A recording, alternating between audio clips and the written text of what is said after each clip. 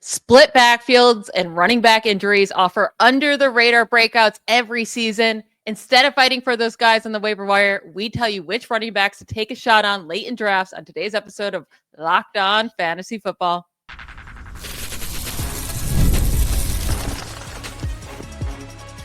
You are Locked On Fantasy, your daily NFL fantasy podcast. Part of the Locked On Podcast Network, your team every day. Welcome into the Locked On Fantasy Football Podcast. Thank you for making us your first listen every day. I'm one of your co-hosts, Michelle Magdziuk, and when I'm not doing this, I'm a researcher and fantasy analyst with the NFL Network. And I'm your other co-host, Vinnie Iyer. I'm not doing this. I'm writing NFL fantasy and betting for sportingnews.com. Today's episode is brought to you by FanDuel. Football season is around the corner. Visit the FanDuel app today and start planning your future bets now. Today, we are going to go through guys, not even running backs, not even being drafted, right? In almost all fantasy drafts going on, unless you're in a super, super deep league or you play in a dynasty league or something special like that. These running backs are not even being considered as guys to draft. But we're saying either keep a really strong eye on them to start the season, or with your last pick in the draft, take them, and then if they do break out, you don't have to fight for these running backs on the waiver wire. So, Vinny, who's your first guy that you think actually deserves to be thought of as an option to draft with your last pick? Yeah, we talked about him a little bit on the show earlier with the news of De'Von Achane. He's going to be okay, looks like, for week one and be available for that Colts game for Mike McDaniel, but there's some injury issues. We've talked about Jaylen Wright. Look, he was buzzy last year as a rookie, right? And everyone was jumping on him because they thought Achane could not hold up, and he was going to replace Raheem Mostert as the big number two back there and kind of flip the script. But that didn't happen with Wright. We saw Achane break through. He was the top receiving back in terms of receptions last year. So he had a big year because they needed him, right? They compressed the offense. He was their best source of moving the ball for much of the second half of the season after Tua Tagovailoa returned from his injury. That said, Achane is a smaller back. We thought coming in he was going to be a change of pace, and he was spectacular, right? When he did that behind Raheem Mostert, and Mostert was the 20-touchdown machine just a couple of years ago. But then they gave him a shot at touching feature work, and it was okay. But he's still small, and there's a chance he could miss games. And I think this team, sadly, if you're a Dolphins fan, it could be an evaluation mode. The hated two words if you're rooting for a team to do well. But I feel like some of the wheels could come off, and the Dolphins need to start looking at more things here. So all that said, Ollie Gordon is a very special back, Oklahoma State. And we've seen some really good NFL runners from there of late. I mean, yeah, we're not going all the way back to Barry Sanders and Thurman Thomas, but Chuba Hubbard has been very effective and a fantasy asset for us with the Panthers. So Gordon is just a very solid all-around back. He does a lot of the little things well. He's had an outstanding training camp and preseason run here. The coaches like him. And we know, look, you saw Mike McDaniel, he was excited about Achane, and then he got excited about Jaylen Wright. Then he got excited about Ollie Gordon. This guy changes his mind all the time on who he is kind of in the wheelhouse for as a running back. But he's at 206, so Gordon is actually rising in ADP. I mean, 206 puts him right there as a draftable player in 17-round 12-team leagues, right? 204 is what you do. So he's right in the range of where you could just take the last pick on Ollie Gordon. So, look, the skill set is there. The opportunity just has to knock. If Wright goes by the wayside and Achane is having more issues staying on the field, then Gordon's going to have a big opportunity in this Dolphins offense. Yeah, the thing with Gordon, I don't even think he needs an Achane injury, right? I think they would like to lower Achane's workload a bit. Like you said, he is smaller. He's already dealing with a calf injury. He dealt with injuries in his rookie season. And really around the goal line, he's just not very efficient because he is a smaller back. Ollie Gordon has the size at 6'1", 226 pounds. He also scored 34 rushing touchdowns over his last 2 years at Oklahoma State. Dude knows how to get into the end zone. So I won't be surprised if he steals that job right away. It seems like Jaylen Wright has been nothing but a disappointment. I mean, obviously last year as a rookie, but also in offseason this year. there's not glowing reviews about him right now. There's been a lot more glowing reviews about Ollie Gordon. So I do think if De'Von Achane were to miss with injury, then obviously Gordon would see a lot more workload. But I don't even think he necessarily needs the injury for him to be fantasy relevant, or he's not going to be scoring a ton of points, but he's going to be touchdown dependent, but he could still help your team out when you need some bench help. So love that pick by you. I'm actually not going with a rookie, which is very unlike me for these later picks, because normally I'm like, what a guy shows you is what he is. However, with this player, Kendre Miller, we really haven't got to see him, right? Like, he was drafted a couple years ago in 2023, third-round pick. He got hurt instantly and missed a lot of training camp and all that good stuff. Dennis Allen, the old Saints coach, just absolutely hated that man. I mean, he hated Kendre Miller. Every time he got to diss him in conferences, like in press conferences, he would. But he's only appeared in 14 games over his first 2 years in the NFL. He's only had more than 6 carries in 3 games, more than 10 carries in 2. Both those games, by the way, pretty solid fantasy production, especially the one where he had a career high 13 carries, got 73 yards, a touchdown, had some receptions there, put up 14 and a half fantasy points in half PPR in that game. I just leaning on Alvin Kamara to do everything in this offense right now, because that's the only thing they have going for them. They went with Spencer Rattler as their quarterback. They're going to have to try to lean on the run game and hope their defense can be okay. But a 30-year-old Alvin Kamara, who's been less efficient as it's gone on, I do think that Kendre Miller should be involved. He is actually finally, Kellen Moore is talking up Kendre Miller. He finally has a coach that likes him. He's finally healthy. And like talking about receptions, like receptions have to go around. We expect Kamara to get his targets, but in his short career, and it's a very small sample size, but Kendre Miller is averaging 10 yards per reception in his career, 15 receptions for 150 yards. 10 yards per reception for a running back is fantastic. So he could also maybe handle that role too. And there's no one behind Kendre Miller. I mean, they cut Clyde Edwards-Helaire. Now it's Dallas Jones Jr., which he moved to running back. Who knew? And is on the Saints. Who knew? I did not. And Devin Bell, their 6th-round rookie, but he's 4th on the depth chart right now. I think Kendre Miller is going to split this backfield more with Alvin Kamara than we want to say. And then obviously if anything happens to Alvin Kamara, who again is 30 years old, then Kendre Miller is going to get this whole backfield to himself. So Kendre Miller is right now going 258 in average draft position. So not even thought of. And I do think that people should be thinking about him for the last pick. Yeah, he's actually a third-year guy. So we're jumping year 2 and going to year 3. I think just looking at Kendre Miller, like the concept and idea of Kendre Miller has been lingering for a few years. Oh, Alvin Kamara's getting older. He needs a young guy to come in there. And then they tried, remember the old bringing in Jamal Williams?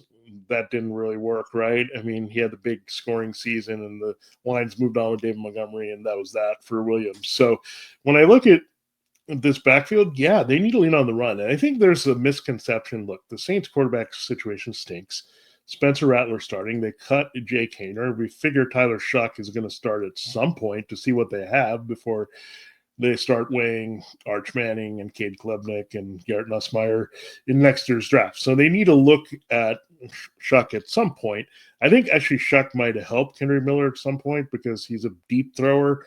Well, I think Spencer Rattler is going to be kind of a dump off, a lot of Alvin Kamara extension there. But the one misconception I think of the Saints is their offensive line stinks, and it has been struggling, but they added Kelvin Banks at left tackle, and I think this is a big difference in what they can do up front. They're actually not that bad on the inside, so they're not a terrible run blocking team. Like their quarterbacks are going to struggle to get the ball out and do what they need to do in pass protection, but in terms of run blocking and what they want to do to take pressure off the quarterbacks, they're in a good spot here. So all that points to they need to lean on Kamara and somebody else in the backfield. That somebody else right now looks to be Miller. So again, we're not expecting massive things, but if Kamara shows some more age and those ankles tend to slow him down, then there will be a big opportunity for Kendre Miller in this offense to show that he can do more for a new coaching staff with Kellen Moore and Doug Nussmeier. So I like the idea of Kendre Miller becoming more of an execution of Kendre Miller this year.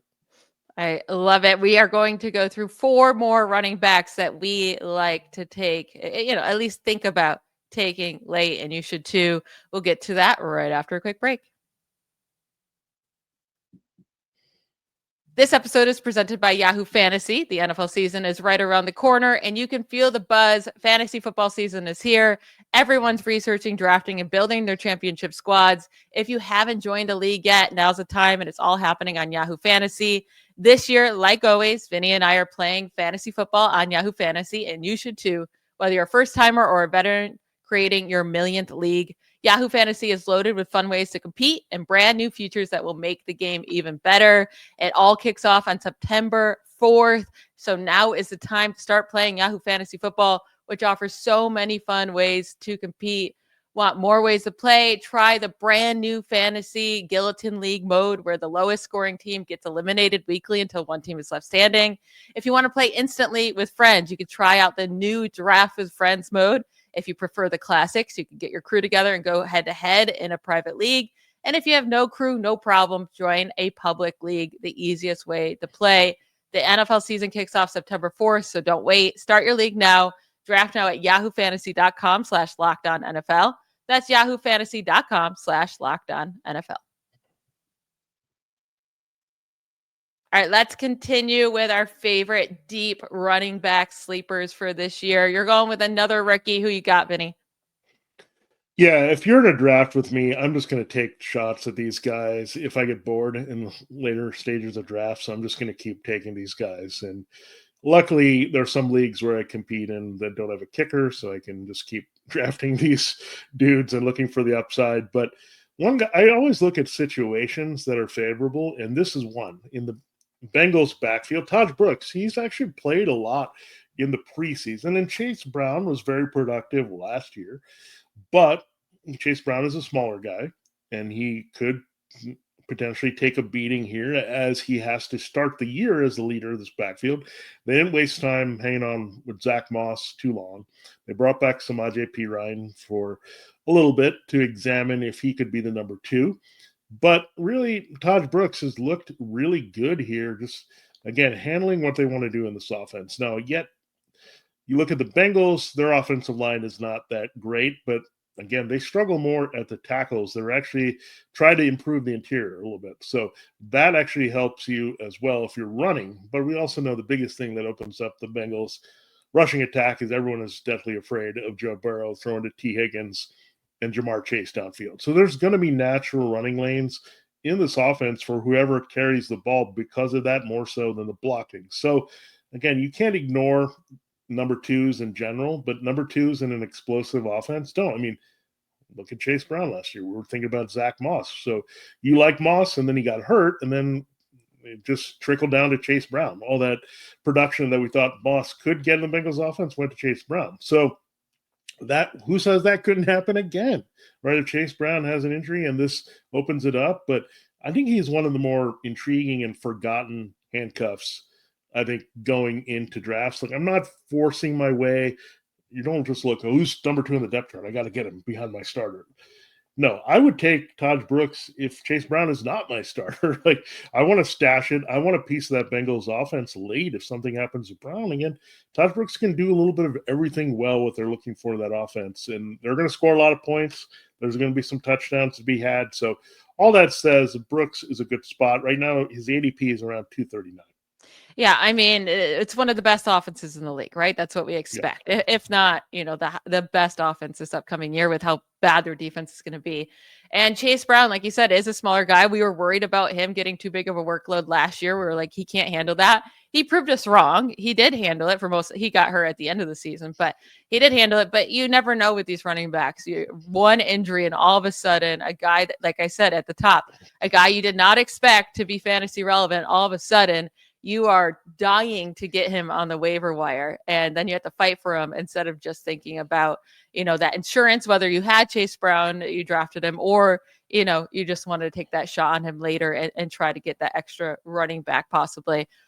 My guy is also a rookie, but he actually has a shot right off the bat to get workload. Like, he's not waiting for an injury, and that's Woody Marks from the Texans. He is a 4th round pick.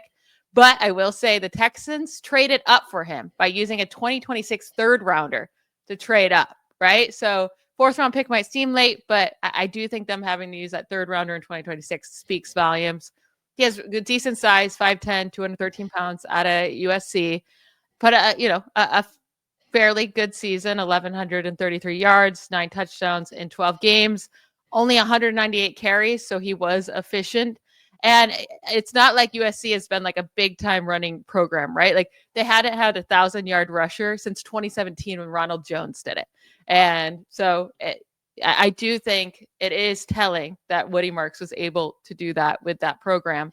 Right now we have Joe Mixon on the PUP list. He will not play in the first 4 games. But honestly, from all the news, it sounds like he might miss the full season, right? Now, maybe they go add a running back or trade for a running back. But right now, it's Nick Chubb as the expected starter with Dameon Pierce behind him and Dare Ogunbowale, right? And Dare's Dare. He'll have his little role in special teams and whatever the couple touches he gets a game, if that. Dameon Pierce has had his time and he has proven to not be special, right? And they can talk him up and say he looks like he has more burst, whatever. But how long are you really going to give him there? I don't think he's a guy you have to worry about. And Nick Chubb, I mean, if he can get back to even close to how he was pre-injury, then maybe he keeps a job and he's great. And we've talked about him as being a value late in drafts. Or maybe Nick Chubb continues to struggle because he's older and he just can't handle being an NFL running back anymore. And Woody Marks he's done what he's needed to do this offseason to make the team, but it does seem like the team also has trust in him. And I do think we might see him take over this backfield sooner rather than later. I think instantly he should have a role here. And again, if they end up signing someone, maybe that changes. But for right now, with the step chart, with Joe Mixon really having a chance to miss the full season, I think Woody Marks is too good of a probability to hit to just not draft him at all. Yeah, I mean, I actually saw a lot of him at USC. I mean, it's a fun name to say, Woody Marks, so we were probably also excited about that. But yeah, he's a talented runner. I thought he might go a little bit earlier in the draft. But look, opportunity is all you need here, and it's knocking plenty with the Texans. And look, whether or not you really want to invest too much in this Texans offense, I mean, talk about worst offensive line. This is the league's worst offensive line. So he's not going to get some. I don't think it's going to be as bad as you think. I'm more on the Texans than you are. Yeah. Okay, I get it, but they're youthful. There's a lot of question marks. I mean, the guy that they used to have inside was cut by the Eagles. Larry Tunsil's no longer there. So it could be better than we think. It just means a lot of these youngsters need to come through. But but first of all, it wasn't all that great with Mixon either, right? I mean, Tunsil is just one part of it. So they're just trying to get a combination that works. But it's more how much you want to invest in the Texans. But you might as well take a shot on this guy. I would not want any part of Dameon Pierce. Let's stop forcing that to happen. It happened once in his rookie season when it just all fell into his lap. And then since then, it's been a fade, right? It's been really hard to trust Dameon Pierce. So that does happen with some of those unheralded backs that get taken in the late rounds. They can disappear. And this could happen to Woody Marks too, right? He could be a one-year wonder that helps you, and then they go on and move on and get a different draft pick. Obviously, if they have Chubb and Mixon, they might think about addressing this position next year. So all that being said, yeah, always pay attention to backs in situations that could really clear up. Marks can do all the little things they need in this offense. You figure they'll still be decent, right? Even if they're not going to be explosive as we would like, with C.J. Stroud needing more than Nico Collins, they'll still move the ball and be effective. And they could be, again, working with some leads here in the very weak AFC South. So overall, take a shot on Woody Marks. And again, there's a couple more guys we will get to. Actually, there are 2 more rookies. Yeah, we're getting really, really deep in our final segment here. So stay tuned for that after a quick word from another one of our sponsors. All right, the NFL season is almost here, and FanDuel is making sure you're ready for kickoff with a can't-miss offer. That's right. It's almost here. We're a week a little bit more away. Right now, new customers can bet just $5, and if your bet wins, you'll get $300 in bonus bets to use across the FanDuel app. Really, FanDuel makes it fun and exciting. Whether you're watching your team or just keep an eye on your fantasy lineup, FanDuel is going to keep it easy for you, and tracking the games have been never this easy. It's quick, easy, and the best way to add a little bit more energy to your Sunday action. So are you ready to play? Download the FanDuel app now by using FanDuel.com to get started. That's only FanDuel. FanDuel.com to place your first $5 bet. You have a chance of that big bonus there to use on the site. So go to FanDuel.com. Again, get into the action and be ready for week 1.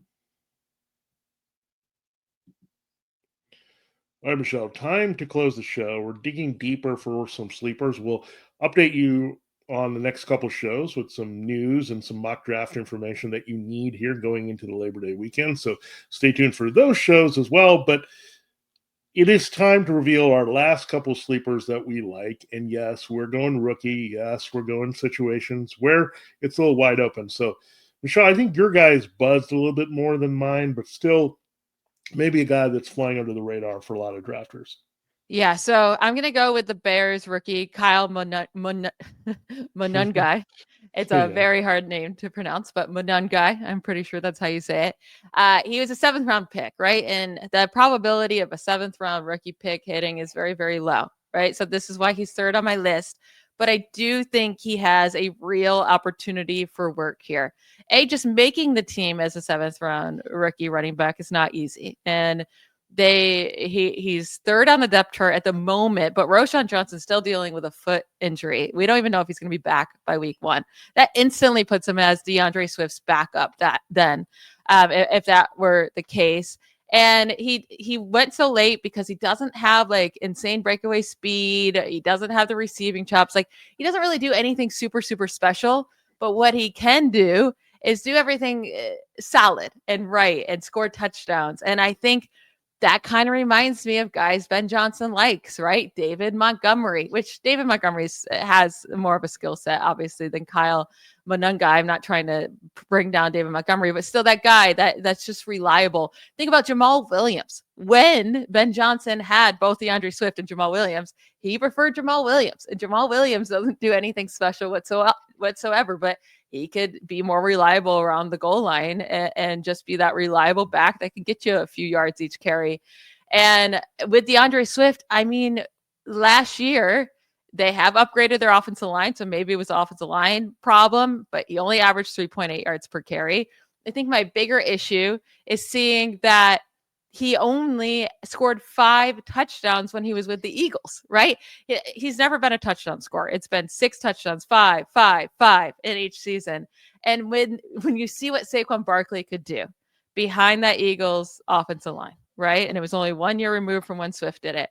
And we blamed it. Well, Jalen Hurts stole the touchdowns. Well, that's just not the case, right? Because Saquon Barkley could still score a ton, even with Hurts stealing them. It's just Swift is not a touchdown guy. And he's just not. I mean, overall, we're excited about Swift this year because he should see a crazy workload in an offense that we're excited for. He's not a very special running back. He's just not. So I will not be shocked if, they're excited about this rookie. He's doing things really, really solid, having a little few less mistakes, able to score around the goal line a little bit better than Swift. And all of a sudden, Ben Johnson's like, you know what, let's just go to this rookie. And he could actually have some fantasy relevance, like in his rookie season. Yeah, first of all, I can't believe how many times we brought up Jamal Williams on this episode, but it happens when you're talking about Kendre Miller and Kyle Monungai. It's only going to happen here. And Ben Johnson, you're right. I mean, he has a room for a power back. It's a little bit old school, right? I mean, going back a ways, Lendell White type of role, right? A guy that just bangs into the red zone and you get some cheap touchdowns out of him. I mean, Raheem Mostert basically was that for the Dolphins as well. I mean, they just used him to score quite a bit. And those backs are not always prevalent on teams. Like they're not so dependent on one person to be the red zone option, but Monungai could be that guy. And we just look again, DeAndre Swift. I think this is part of the bad vibes on DeAndre Swift that we always tend to get. Like he's one of those players that, again, another theory concept that sounds great, right? Georgia running back. He had opportunities. He's a good receiver. His name sounds like he should always be fast. So I think we always kind of fall into that trap with DeAndre Swift. And look, I still like him. I've liked him before, but I kind of cooled off on him when his value was a little too high for me. I don't know. Like, I'd rather take a shot at my guy late than trying to get Swift. Like, I just don't want to be locked into Swift as my RB2. Like, I just don't think I'm necessarily going to feel good about that, like, if he's in that situation. So might as well explore the sleeper possibilities of this Bears offense, because everything's being reevaluated, right? I mean, is it Cole Kmet or Colson Loveland? Is it Rome Odunze or DJ Moore being the main guy, right? Everything is being looked at again with Ben Johnson. So that's a good entry point to just consider that. Now, my guy, look, I didn't think I was going to be going this way, but I did, again, because the Chiefs, look, I've kind of did the math to say, look, if I'm not that enthusiastic about Isaiah Pacheco, I don't really trust Kareem Hunt to hold up. I just said, okay, can we find some Chief that we really are excited about taking? And Brashard Smith might be it, right? SMU Mustang, formerly of, another rookie, 239 is his ADP. So again, someone that's maybe climbed up, because I think he's been an afterthought for a while, but then there's a little bit of late buzz with him now that he's made the team. So again, this backfield situation is open, and Andy Reid, I mean, just look at Kareem Hunt. Yeah, or anyone, right? Pacheco, any of these guys that he looks at, he doesn't look at the draft round or their experience or whatever. He's going to find the guy that produced. Look what also on the flip side happened with Clyde Edwards-Helaire, right? He didn't hold up, and they're like, we'll just plug in Damian Williams and some of these other dudes, right? That's what the Chiefs do. They're just like, who's going to produce in my backfield? They don't really, again, care about how we look at the draft pick or whatever. They just want somebody who can get the job done. Brashard Smith, again, the little things have to be there. The pass protection when he's out there with Patrick Mahomes. They're not going to put him out there just to give Mahomes a beating. But the fact that alone that he's not Pacheco or Hunt makes Brashard Smith an interesting look here at the Chiefs. So again, between their history, between this depth chart, between some anemia in this running game, I think there's a little bit of an opportunity with Smith. And he was very productive in college. So he has a history of producing. I think he fits a little bit of everything they want to do in a back. And again, Andy Reid has given him a shot, despite being a later round pick on the depth chart. So again, don't sleep on the Chiefs. And plus, it's the Chiefs, right? If they get going and this offense gets a little bit better in the passing game and they're back to scoring in the red zone with the running game, then all of a sudden they have a lot of appeal. So again, it's a situation much like the Bengals that we don't want to totally ignore here. Yeah, I mean, like you said, if there's any coach that doesn't care about when you were drafted or what you've done in the past, it's Andy Reid, right? If you show him that you deserve snaps and you can go out there and perform, he's going to play you. He does not care about that.